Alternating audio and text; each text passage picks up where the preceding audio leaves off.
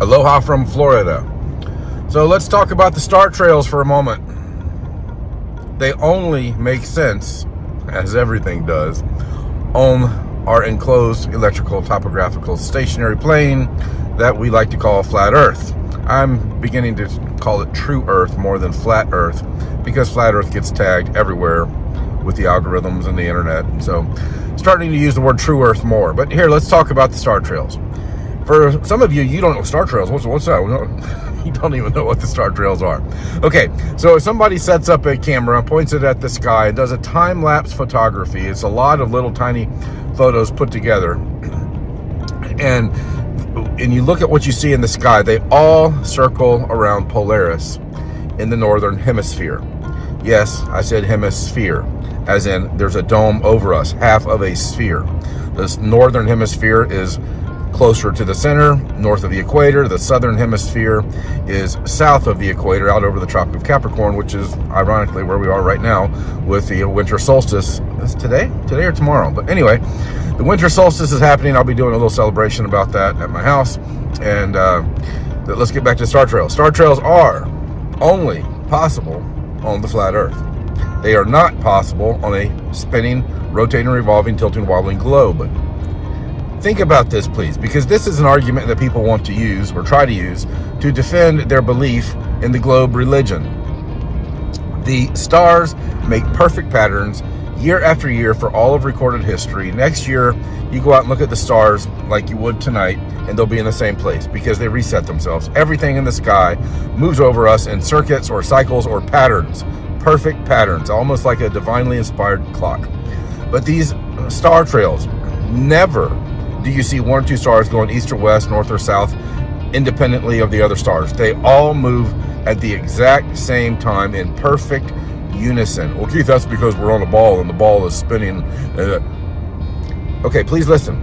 If the Earth were only rotating and not revolving, then maybe your belief would have a little bit of validity.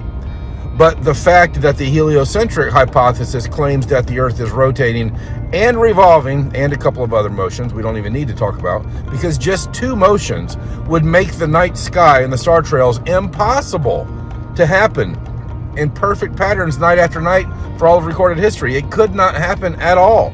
So the star trails absolutely prove the Earth is stationary and the sky is moving over us, as every ancient culture knew.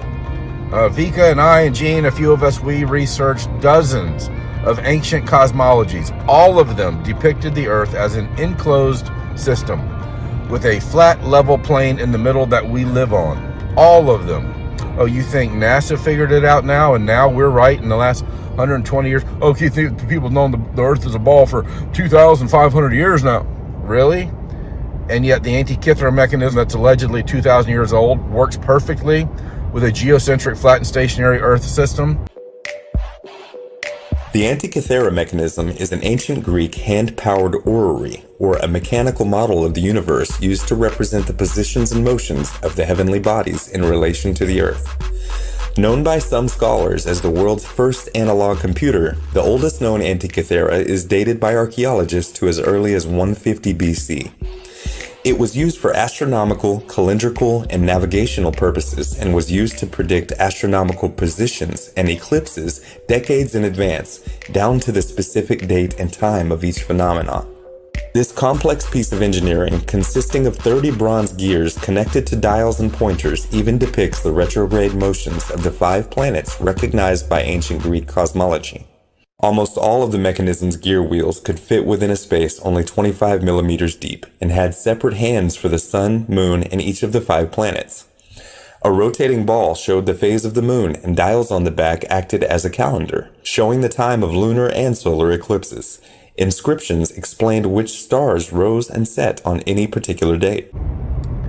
No one knew the Earth was a globe 2,000 years ago. It's only really been in the last 150 years or so that this idea has been really put forward. Even your globe gods from 500 years ago, and Kepler and Copernicus and Galileo, all of them, those are cool stories. You can't even prove the existence of any of them. Even the book, the laws of motion, please. It's not a law, it's an opinion, it's a belief. Laws of planetary motion. Okay, here's one final nail in the globe coffin for the star trails. And that is airplane trails, jet trails, during the time lapse of the star trails. Guess what? It's a perfectly straight line.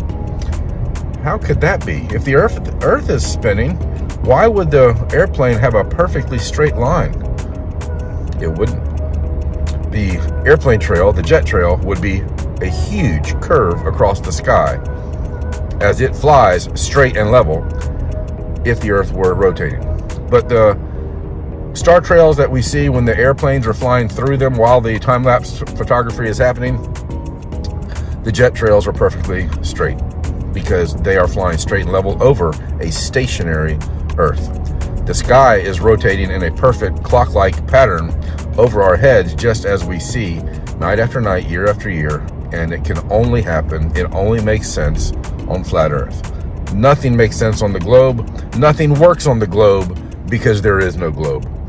I kind of rambled a little bit today, but that's enough. Have a good one. God bless.